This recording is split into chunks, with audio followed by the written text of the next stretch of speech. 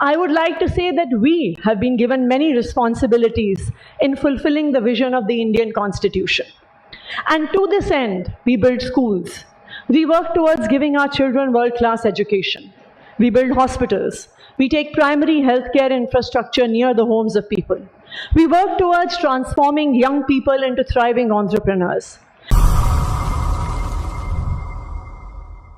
It is indeed an honor and privilege to be part of the laying of the foundation stone for 3 district court complexes of Delhi: Karkarduma, Shastri Park, and Rohini Sector 26. As we lay the foundation stone here for 3 court complexes, I recall the words of the preamble to the Indian Constitution. They say, "We, the people of India, having solemnly resolved to constitute India into a sovereign, socialist, secular, democratic republic, and to secure to all its citizens justice, social, economic, and political, liberty of thought, expression, belief, faith, and worship, equality of status and of opportunity, and to promote among them all fraternity, assuring the dignity of the individual and the unity and integrity of the nation."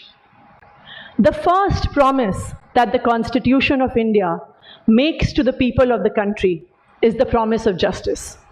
So as we lay the foundation stones today, it is not just the foundation for 200 courtrooms.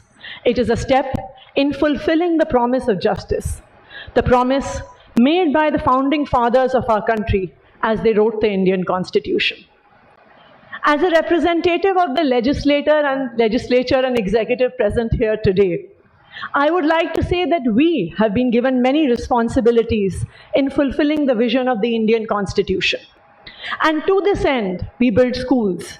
We work towards giving our children world-class education. We build hospitals. We take primary healthcare infrastructure near the homes of people. We work towards transforming young people into thriving entrepreneurs. We help women access economic opportunities. We work towards ensuring basic infrastructure like water, electricity, roads, so that even the poorest sections of society have a dignified existence. Yet, there is a long way to go. Even after 75 years of Indian independence, we remain a deeply unequal society. We are a country with deep inequalities of caste, of gender, of wealth, of education, of power. But in the last resort, as we strive to reduce these inequalities, there is one place where we are all equal. We are all equal before the Constitution, and we are all equal in the eyes of the law.